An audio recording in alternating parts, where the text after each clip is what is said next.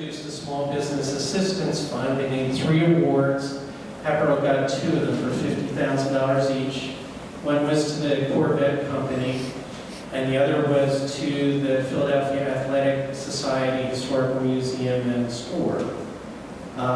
So they launched the program, and then after they launched it, they ran out of money and nobody else got it.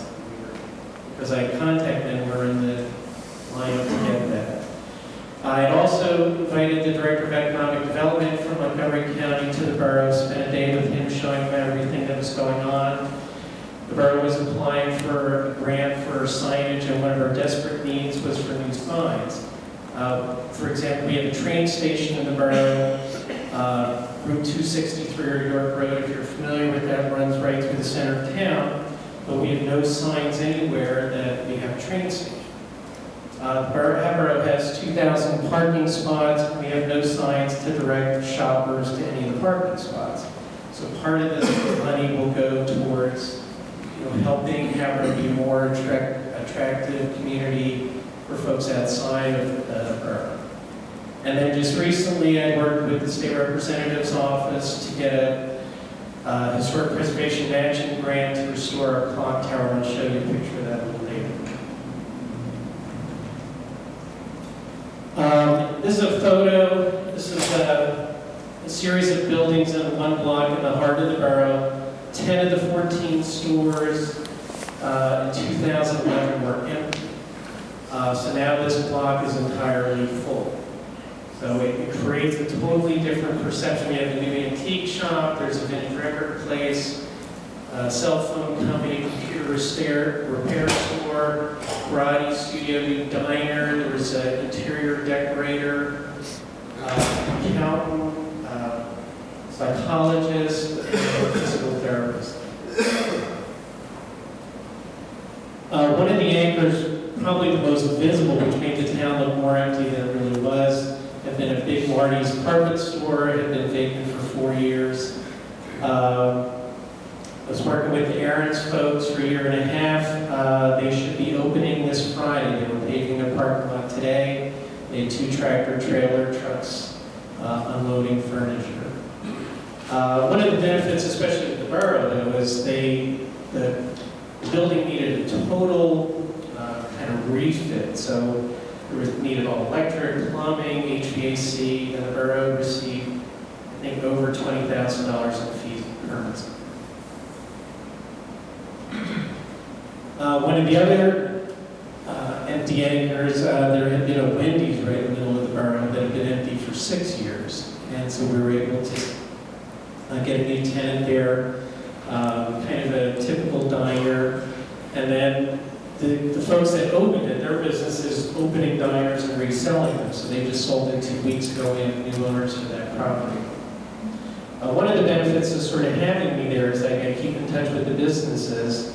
So rather than somebody closing, I try to help them sell the business versus just closing and leaving it empty. One of the other buildings, very similar to Borough Hall, have been empty for 6 years, was a former bank. The borough had actually purchased this building with some county grant funds to acquire 150 spot parking lot behind it. And then what they were going to do was subdivide the property, which they did. And so I had helped bring all kinds of developers and people through the property, and the borough itself had hired a realtor. And one of the banks in the borough were planning to do a second-story addition.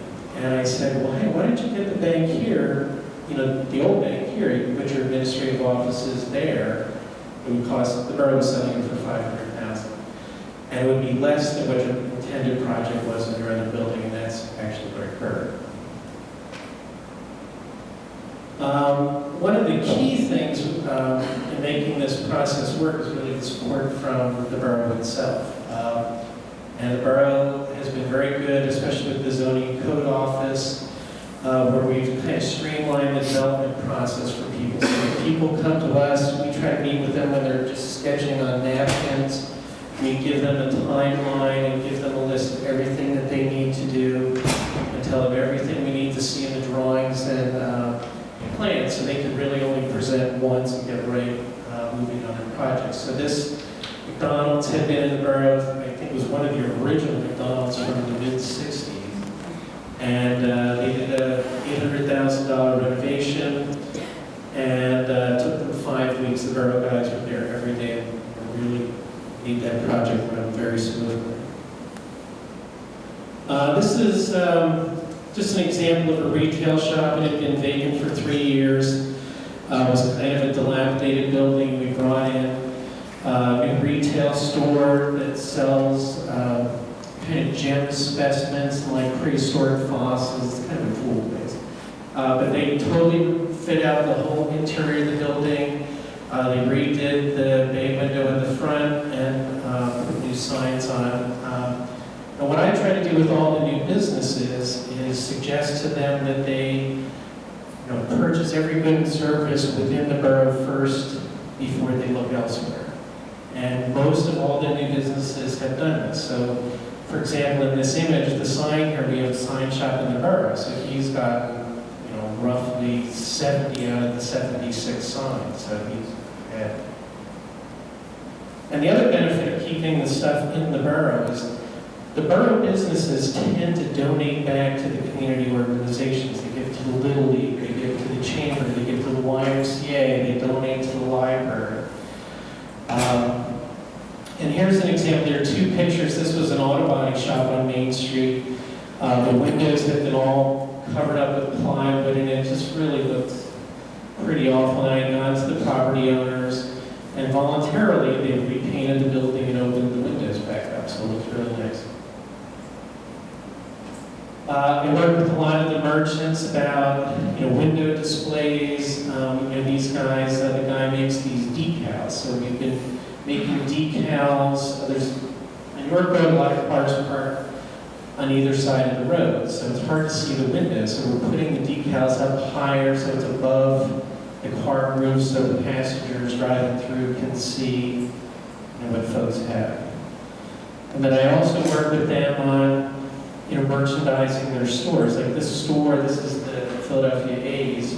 You couldn't even walk through here before, so we opened it up and they displayed things nicely. They had no inventory, so I helped them develop an inventory system. They have all this signed autographed baseball memorabilia, which they couldn't understand why they weren't selling enough of it within Hepro. And I said, well, you have to sell this on eBay.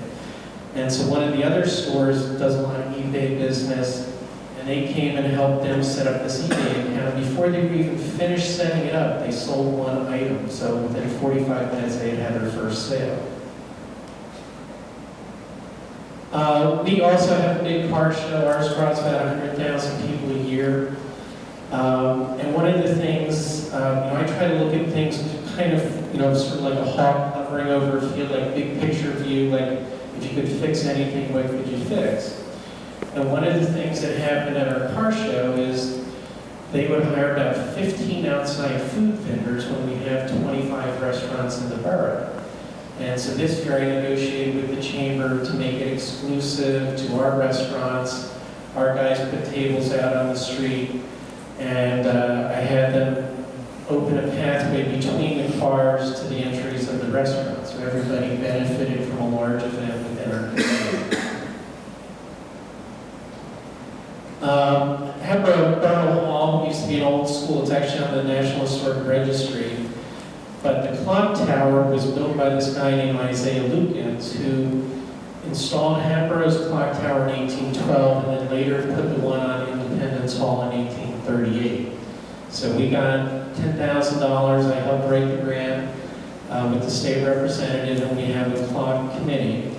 And then I secured most of the $5,000 of private funds to match that. And so this is stage one. They have to write a feasibility study of what they actually will do.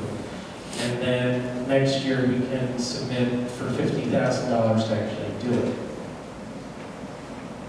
The signage grant, one of the things when I first went there is looking at the borough's strategic plan. So for 30 years they talked about getting signs and needing signs, so I really worked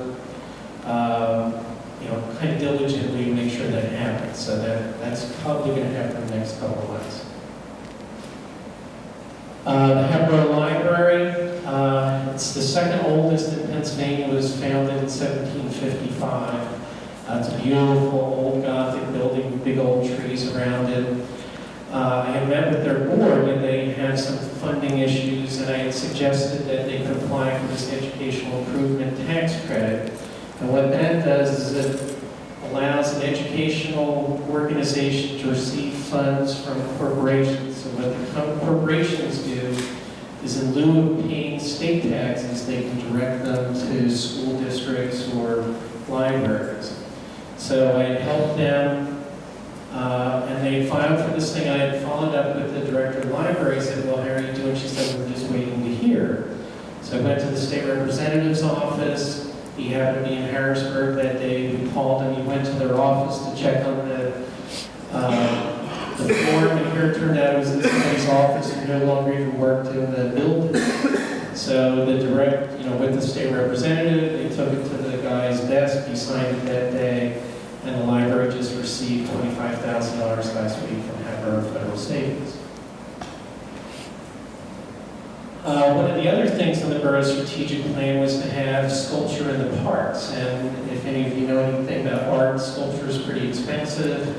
Costs, $10,000 to $100,000. But one of our new businesses was a scrap metal yard, so I'd gone over there one day and just asked them if I sketched some things around for them, would they be able to weld them together? So the guys got really excited about it, and in fact they opened a place within their building. It's now their sculpture studio, so the yard worker guys now stay after work and make sculptures for us. And so this is the first large-scale piece on the side. It's a series of tubes for like a snowflake painted in rainbow colors. We're planning to put it in our bigger parks now. And then the smaller photo, they get all kinds of like rotary saw blades and things, and they started making them into sculptures that look like flowers. And they sold them during our car show. They made $500 and donated it to the park. I'm assisting the borough on 2 park projects. One's a small pocket park, and one's improving through a series of partnerships, kind of an expanded use of what we have as just an open field within the heart of the borough.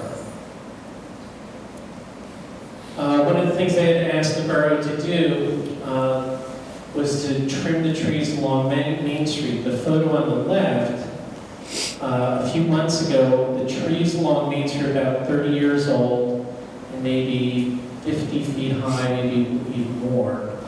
But the canopy of the trees blocked all the signs and blocked all the store windows. And so what would happen, essentially what you're doing is you're hurting the business owners because people can't see what we have. So I asked them to trim up the 3 levels. And fortunately for us, one of the public works guys is a licensed arborist.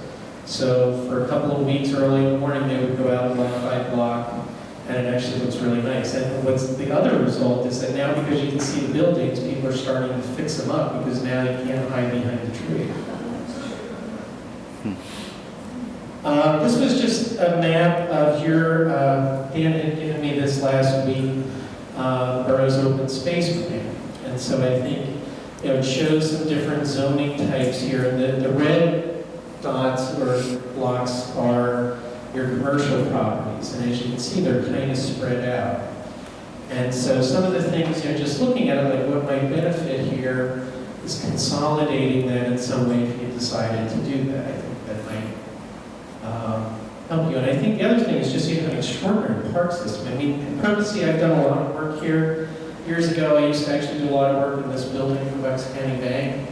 There's Independence Bank Corp, which is now where Community College is. And then there was it was kind of a large company, Aquarium Pharmaceuticals, which was over, I think, by your firehouse. And then I think for you, like, what would be some key goals? Like new business development, improving the quality of life of your residents, retaining the businesses you have, promoting the borough. I think developing those regional partnerships, you're more likely to get money from the county or the state doing that. They'd like to see people working together. The other thing, just like what is a typical day of what I do? Like today, I had a handicapped resident call me and he wanted to talk about park benches. And he's unable to drive, walks through town, and uses the bus. So the borough, Main Street had gotten a whole 45 park benches years ago, and they're all distributed around.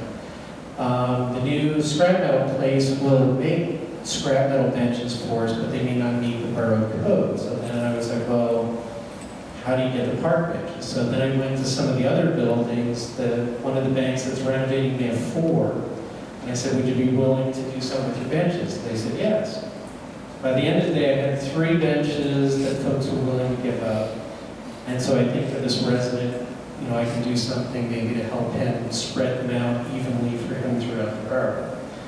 And I also have been where we have a state store in the borough, which had been doing very poorly. And there was a change in management. So our store was rated 1A, which is the lowest rating any state store can have, and it's essentially you have to sell 6,000 units a month, and they were selling 3, so it was slated to be closed. So I went and worked with the new manager, helped her, and I said, well, who are your 10 biggest customers? We have 7 license holders in the borough, and only 2 of them were actually buying stuff in our town. So I went to the other stores, so we have 6 of the 7 now on deck. And she got a letter from Harrisburg from the number 2 or 3 guy in the LCD, wondering what the heck is going on. And suddenly her sales, they cut her hours 50%, but her sales went up 40%. So I invited him to come to the borough. His secretary called today, and so he's going to be coming out the next couple of weeks. So that's kind of a real neat thing for us. The other thing that we did today, I created an affiliation with Arcadia University, so they're going to be coming to the borough in the next couple of weeks. They're going to be offering business seminars and courses to the residents and business people, but they're going to give us a 30% tuition discount. And so I'm hoping this year they're renting space in the chamber office, but next year I'm hoping that I can put them in like a satellite branch, sort of like what you have with Bucks County here. So I don't know if you have any questions or comments or... I just wanted to say that, the point of having Steve go through his list of accomplishments here isn't so much to suggest that he could replicate those kinds of successes in Perkasie. But the point is having somebody in that position to be able to make those connections, to be able to make those relationships. Who knows what can be accomplished? But if we don't have somebody there, we know it won't. So my purpose here tonight, why we run this whole show for you, is to ask council to consider a $20,000 line item in the 2013 budget for economic development as a match to the same amount to be raised by the business community to fund the first year of the program. Perkasie Old Town has already pledged the first $5,000, and we've talked to many business owners who are willing to make a substantial contribution if they feel the Borough Council is seriously interested in making an investment in economic development. As Steve mentioned, he's an independent contractor. He reports to the board of the Main Street Manager Program with also a reporting relationship with Borough Council. We would anticipate something very similar to that here in Perkasie. And of course, there would be measurable, defined goals that he would need to meet in order to continue working as our independent contractor. We think it's important to have someone on board by January 1st so we can be prepared to implement the economic development portion of the plan being done right now by the Bucks County Planning Commission. There's a lot of groundwork that can be put into place so we don't lose any time once that plan is completed. And right now, we'll be happy to answer any questions that you might have.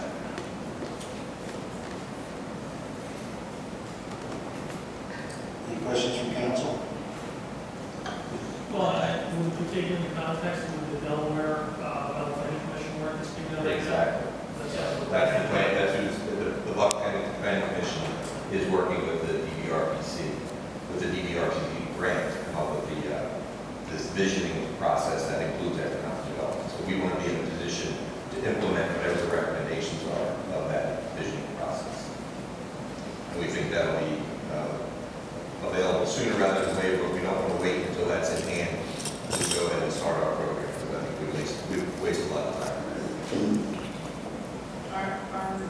Were Yes. you also reaching out to anyone to partner with? Perkasie Old Town as a group has reached out to Sellersville businesses, and we've gotten a great reception so far that they would like to be involved with whatever we do. In order to leverage some of the state and county money, I think there would need to be a counseling relationship to establish that. But right now, we know the businesses are interested. Have you reached out to someone from council? No?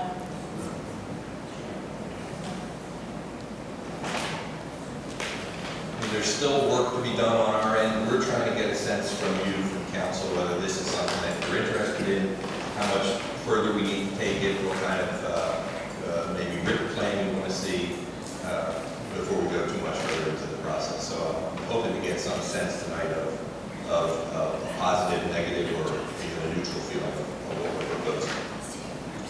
Well, speaking personally, I am in favor of this. I think it's a good idea. I think it's needed. I'm speaking for myself. The rest of the council, let's see how they do. Yeah, I feel very strongly in support for it. I think it's a good idea for the businesses as well as the residents. I look at it, it's $20,000 and it's a $20,000 match. So there's some public-private, everyone's got a little skin in the game. I think $20,000, 3,500 households, that's like $5.71 a household. If you're able to increase my property value by $1,000, I'll give you $5 all day long. I think it's a real good investment, solid, sound investment. I also think, as a council person, I've struggled with economic development.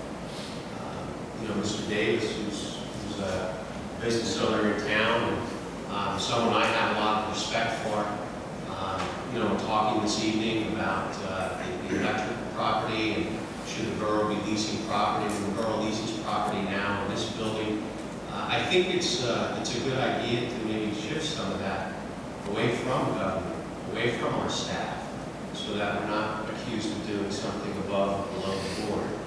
I think that having someone, a third party, who is representing businesses and is representing the borough, their opinion would be valuable as a council person. Someone who can reach out for state and money, someone who can sit down with a developer, someone who, in an impartial, objective. We sit down with a developer. I don't know if that would be taken out of context. So I think that it's something that's needed, and I agree with you, Joe. Now is the time to do so. Let me make a comment too that I definitely agree that something does need to happen in this aspect. Thank you for the presentation.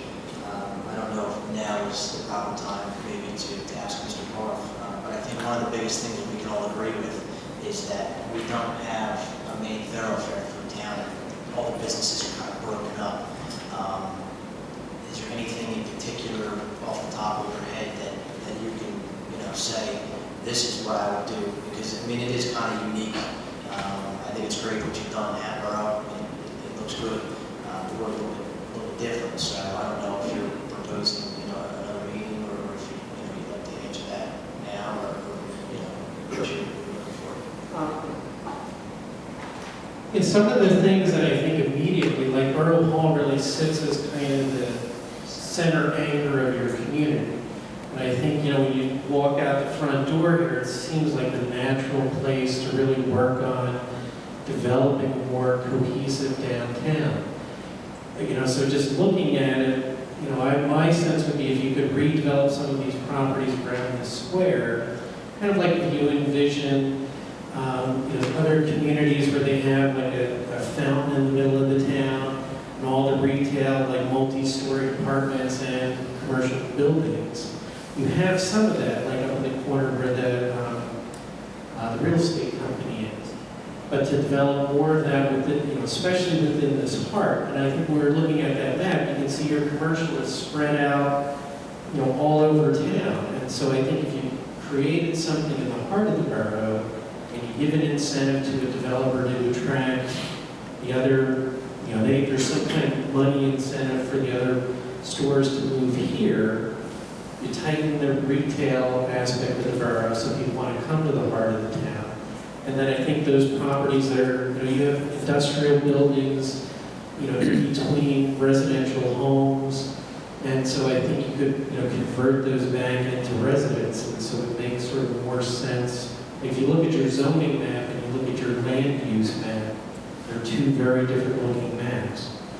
And then I think you could work on bringing some larger attractions to the borough. Joe and I were talking about, let's say, if you had a movie theater like Ambler has, or Glenside, or Doylestown, Newton, like some kinds of things that draw people into the borough. I came up over the weekend, most of the businesses are closed. And I think what you have kind of in the heart of the square here, it's a lot of professional services. So those, most of those businesses are not open. And so for the residents, what you do is, and the Hebron had this problem too, is that you teach people to shop somewhere else. You want to teach them to walk downtown. It's a very walkable community. And you want them to come here and enjoy. I mean, you have a Norman Rockwell town. Some of the plans to get to that place, I mean, you have some short-range goals and long-range goals. I mean, totally transform a town. The catastrophe that you had with the fire gives you some of that opportunity to rise out of that and redevelop this kind of core district there.